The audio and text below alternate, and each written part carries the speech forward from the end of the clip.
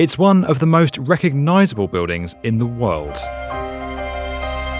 Positioned on the water's edge and overlooking the famous harbour, Sydney Opera House is an iconic structure that is synonymous with Australia.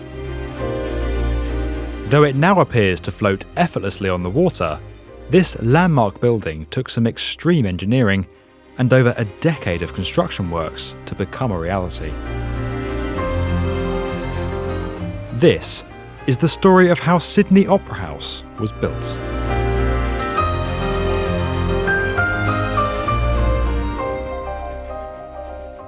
In 1955, when the New South Wales Conservatorium of Music outgrew their home at Sydney Town Hall, Premier Joseph Cahill launched an international design competition for a dedicated opera house. After reviewing 233 entries from architects in 32 countries, the judges declared Danish architect Jorn Utzon as the winner of the competition in 1957, despite his entry comprising largely of diagrammatic drawings and simple sketches. Following his win, Utzon proceeded to refine the building plans. However, in order to capitalise on strong public support for the project at that time and to ensure its funding, the New South Wales government pushed for works to begin early in 1959 before the scheme's design had been finalised. With an initial budget of $7 million Australian dollars and an expected completion date of January 1963, the push to begin construction without a finalised design and before solving crucial structural design challenges caused the project to be delivered 10 years behind schedule and more than 14 times over budget.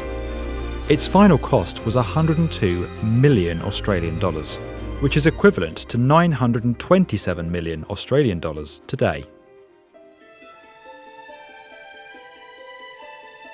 The construction of Sydney Opera House was planned in 3 distinct stages.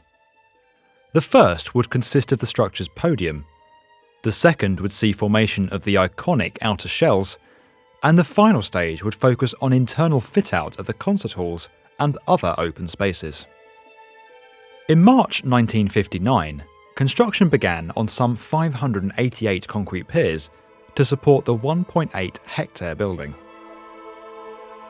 By 1961, the project was already facing significant delays, and work was more than 47 weeks behind schedule, partly due to inclement weather, but mostly due to the lack of completed proposals. To give just one example of the impact this had, the support columns for the building's roof were installed before the roof itself had been designed. When the full extent of the roof structure was determined and finalised, the columns proved too weak to support it, resulting in all of them being taken out and replaced. Construction of the sail-like structure that gives the Opera House its iconic shape made up the bulk of the project's second phase. While the shells of Utzon's design were a key part of his winning submission, no one at the time knew of a cost-effective way to construct these large, non-repetitive forms. In an effort to find an economical solution, the roof was redesigned at least 12 times. The project was one of the first to use computers to run structural analysis on the designs, allowing the project team to understand the complex forces that the roof shells would be subjected to. Eventually, a solution was reached that would see the curved roof shells cast as sections of a single sphere. While the individual responsible for this breakthrough remains unconfirmed, it is rumoured that Utzon himself came up with the solution while peeling an orange. By treating each shell as sections of one sphere, arches of varying lengths were able to be cast in a common mould. In total, more than 2,400 precast ribs and 4,000 roof panels were manufactured this way in an on-site factory, avoiding the need to cast the shells in situ and the high formwork costs this would have entailed. Once installed, the roof's structure was finished with more than 1 million white and cream tiles, giving it the appearance we see today.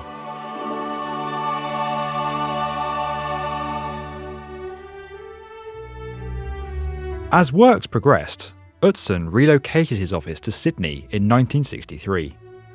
However, when the government changed just 2 years later, the project was placed under the jurisdiction of the Ministry of Public Works.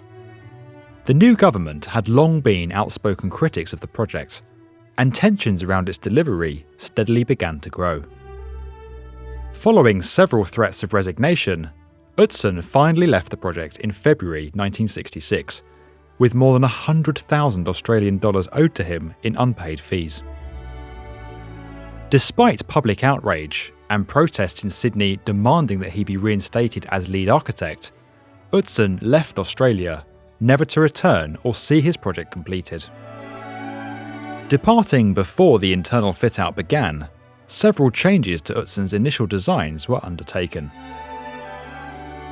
The multi-purpose Major Hall, which was to host both concerts and opera, became solely a concert venue, while opera and ballet productions were planned to take place in the Minor Hall, which became known as the Opera Theatre, until its renaming as the Joan Sutherland Hall some years later.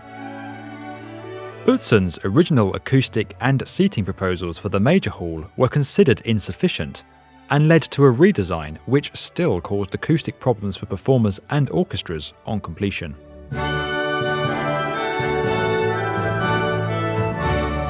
After 14 years of construction, Sydney Opera House was officially opened by Queen Elizabeth II on the 20th of October 1973 in a televised event that featured fireworks and a performance of Beethoven's Symphony No. 9. Utzon was not present at the opening nor mentioned during the ceremony, and it wasn't until the 1990s that the Sydney Opera House Trust appointed him as a design consultant for future works on the building. Utzon was awarded architecture's highest honour, the Pritzker Prize, in 2003, and works to rectify the building's interior have been ongoing since 2004.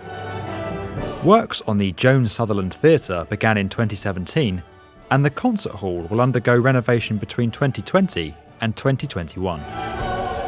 Despite these ongoing works, and the years of engineering, professional and logistical challenges to bring the structure into existence, Sydney Opera House is now synonymous with the city that surrounds it and has become an enduring symbol of the Australian nation. If you enjoyed this video and would like to get more from the definitive video channel for construction, subscribe to the B1M.